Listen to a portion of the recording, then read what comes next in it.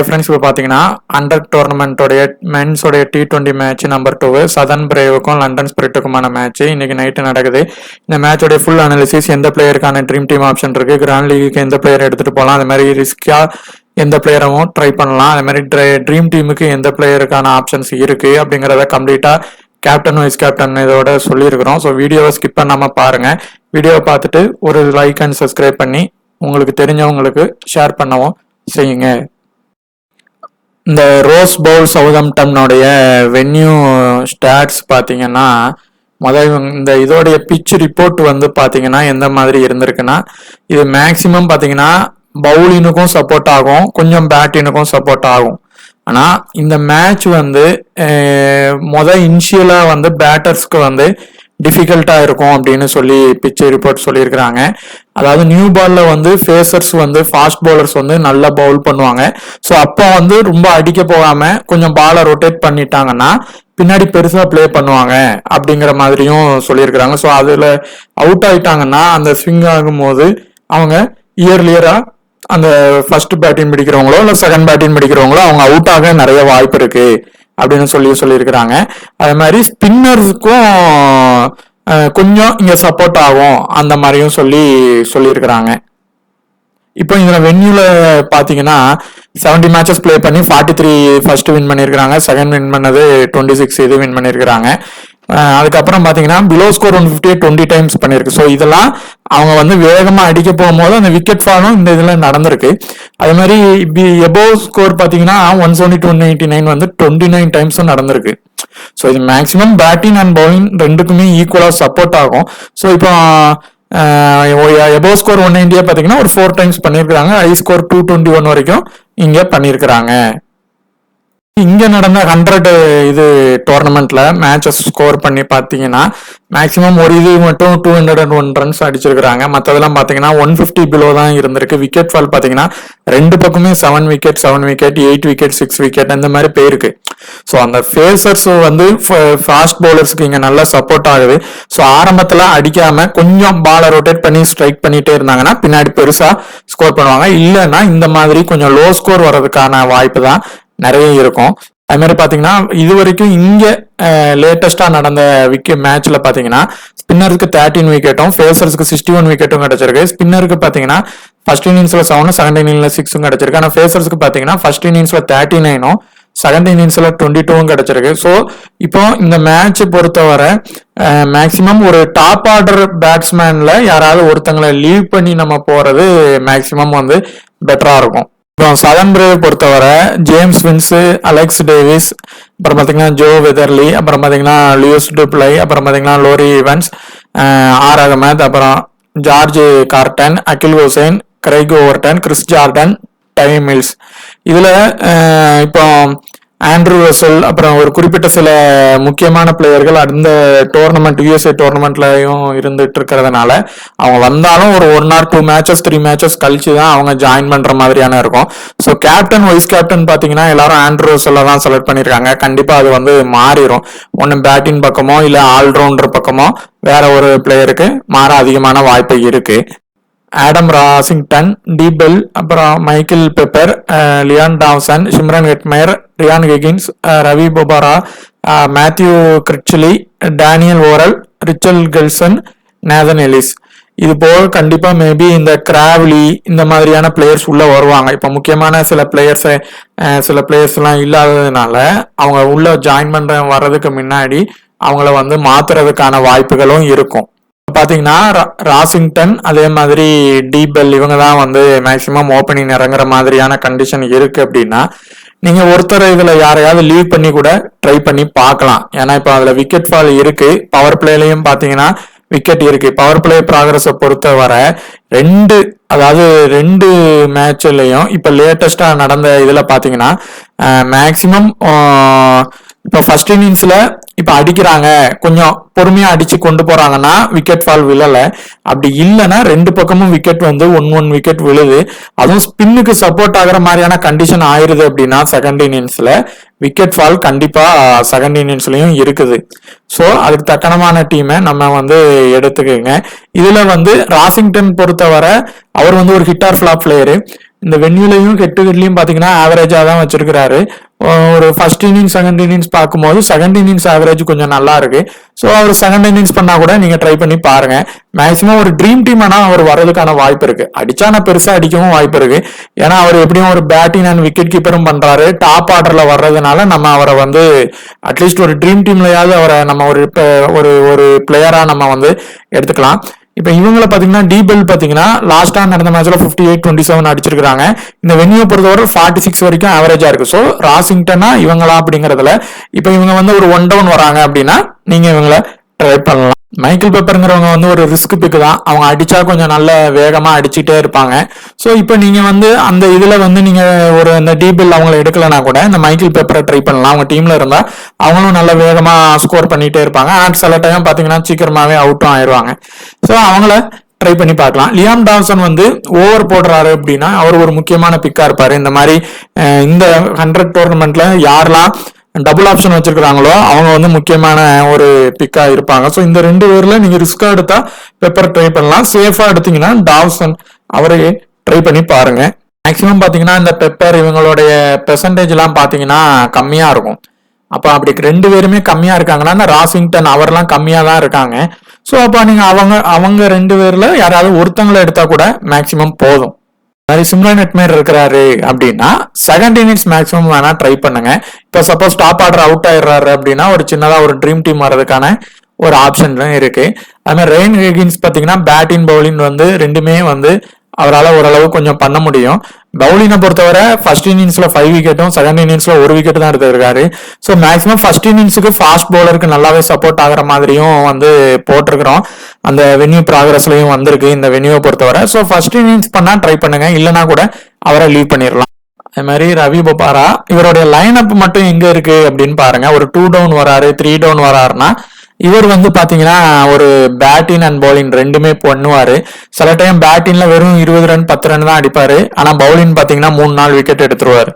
அது ஏதாவது ஒரு மேட்ச் கிளிக் ஆகும். அந்த மீடியம் ஃபாஸ்ட் பவுலரு அந்த மாதிரி கிளிக் ஆகும். அதனால ஒரு இந்த மாதிரி மேட்ச் இதுல ஒரு டபுள் ஆப்ஷன் பிளேயரை நீங்க ஃபர்ஸ்ட் ரவி பொப்பாராவை வந்து நீங்க ட்ரை பண்ணி பாருங்க.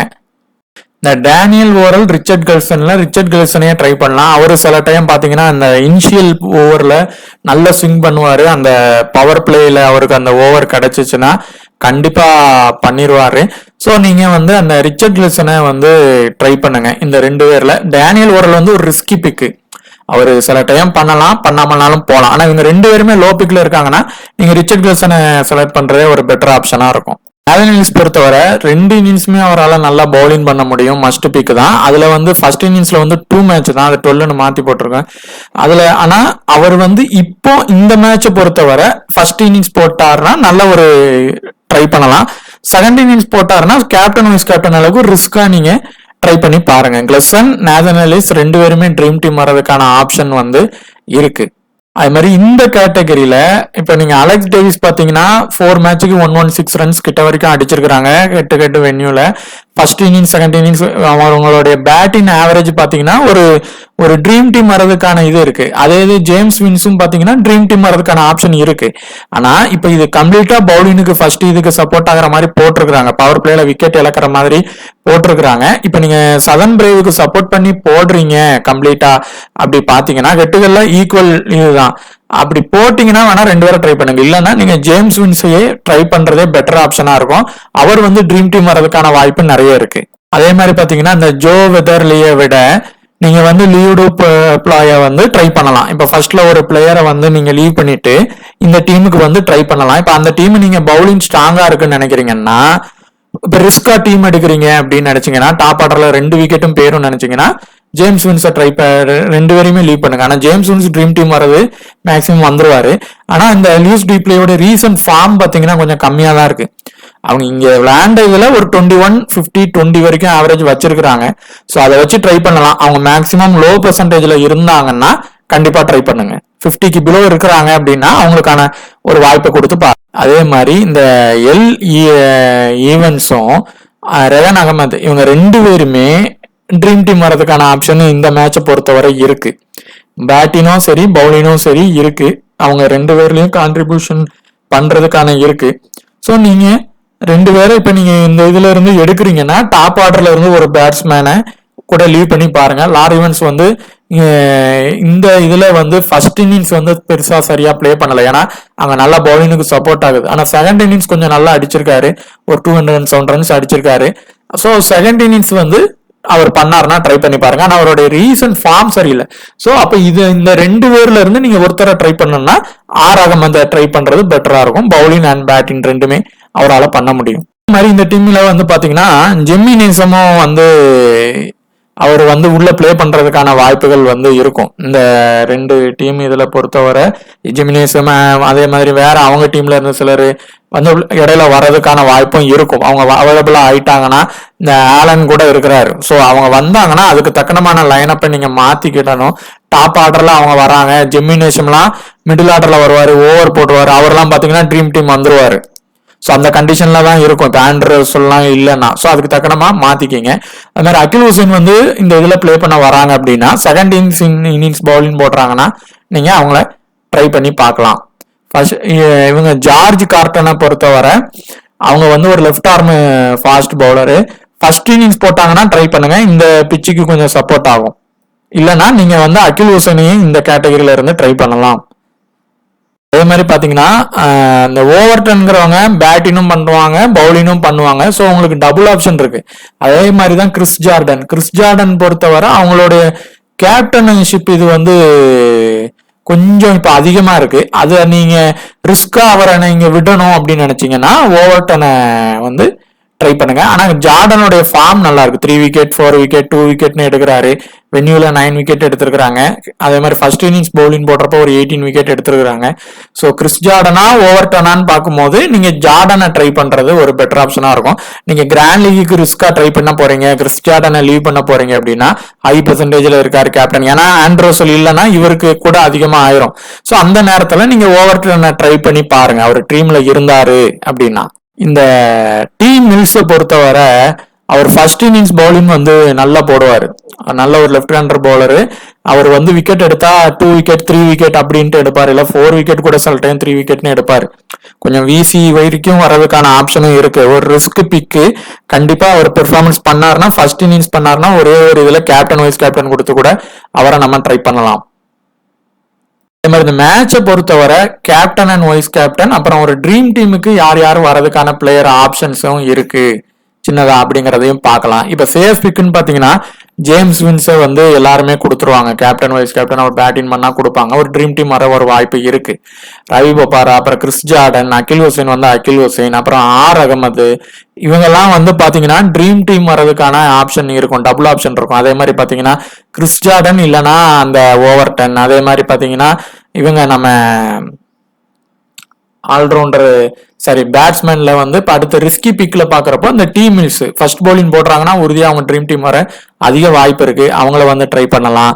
அதே மாதிரி அடுத்து வந்து இவங்க எம் பெப்பர் வந்து பாத்தீங்கன்னா அவங்க இந்த மேட்ச் பிளே பண்றாங்கன்னா லோ பெர்சன்ட்ல இருப்பாங்க. அவங்க மேபி ஒரு சின்ன ஒரு வாய்ப்பு ட்ரை பண்ணலாம். அந்த அடுத்து அப்படி பெப்பர் இல்லைன்னா அந்த ராசிங்டன் ட்ரை பண்ணலாம். அவர் ஒரு hit or flop player, wicket கீப்பரும் பண்ணுவாரு, டாப் ஆர்டர்ல வேற வருவாரு. பெப்பரும் பாத்தீங்கன்னா ஒரு செகண்ட் டவுன் வரைக்கும் வருவாரு. ஸோ இந்த 2 பேர்ல நீங்க ராசிங்டனையே ஹிட் கேப்டன் கொடுத்து கூட ஒரு இதுல ட்ரை பண்ணி பாருங்க. ஒரு சின்ன லக்கு ஹிட் அவர் அடிச்சாருன்னா அவர் லோ பெர்சன்ட்ல இருக்காரு. ஸோ அது மெயினா நீங்க ட்ரை பண்ணி பாருங்க. அப்புறம் நேதன் எலிஸ் வந்து போத் இன்னிங்ஸும் இம்பார்ட்டன்ட். அவர் ரிஸ்கி பிக்கா இருந்தாலும் போத் இன்னிங்ஸ் டிடி வர வாய்ப்பு இருக்கு. அந்த டி ஓவரால் பொறுத்தவரை ஒரு ரிஸ்க் பிக்கு தான். ஃபர்ஸ்ட் பவுலிங் போட்டாருன்னா நீங்க வந்து ட்ரை பண்ணி பார்க்கலாம். இது போக பாத்தீங்கன்னா ஜெம்மி நேசம் வர உள்ள வாய்ப்பு இருக்கு. அதே மாதிரி பாத்தீங்கன்னா இவங்க ஜோஃப்ரா ஆர்ச்சர் வர வாய்ப்பு இருக்கும். அதே மாதிரி ஈவன்ஸ் வந்து லாரா ஈவன்ஸ் வந்து அவங்க வந்து மிடில் ஆர்டர் வராங்க. அதுதான் இந்த மேட்சுக்கு ஸ்ட்ராங். இப்ப ஃபர்ஸ்ட் பேட்டிங் பிடிக்கிறாங்கன்னா இப்ப டாப் ஆர்டர் அவுட் ஆயிட்டாங்கன்னா மிடில் ஆர்டர்ல வர அவங்க அடிச்சிருவாங்க. ஸோ அவங்களுடைய பெர்சன்டேஜ் லோவா இருக்கும். ஸோ அடுத்த ஒரு டீம் கிரியேட் பண்றப்போ நீங்க அவங்கள ட்ரை பண்ணலாம். ஸோ இந்த மாதிரி டிஃபரன்ஷியல் பிக்கை வந்து ட்ரை பண்ணி பாருங்க. அதே மாதிரி நம்ம பண்ற அந்த டீம் மெத்தட் இது வந்து இதுலயே பாத்தீங்கன்னா பிளேயர்ஸ் கண்டிப்பா பிளேயிங் லெவல்ல நிறைய பேர் மிஸ் ஆவாங்க. ஸோ இந்த டோர்னமெண்ட் ப்ராக்ரஸ் ஃபுல்லா ஆச்சுன்னா நம்ம அதுல இருந்து கண்டிப்பா நம்ம பிளேயர்ஸ் இந்த பிளேயர்ஸ் உறுதியா இவங்க இல்லைன்னா இவங்க அப்படின்னு நம்ம கரெக்டா பாத்திரலாம். ஸோ அந்த இது வரைக்கும் நம்ம ஸ்டாட்ஸ் போட்டு அதுலயும் நம்ம இந்த கேப்டன் வைஸ் கேப்டன் பிக்கு டிஃபரன்ஷியல் பிக்கு இந்த இது சொல்ற மாதிரி டீம் வர்றப்போ நம்ம டெலிகிராமையும் நம்ம முடிஞ்ச அளவு மென்ஷன் பண்றோம். அதே மாதிரி வீடியோ பார்த்துட்டு ஒரு லைக் அண்ட் சப்ஸ்கிரைப் பண்ணுங்க.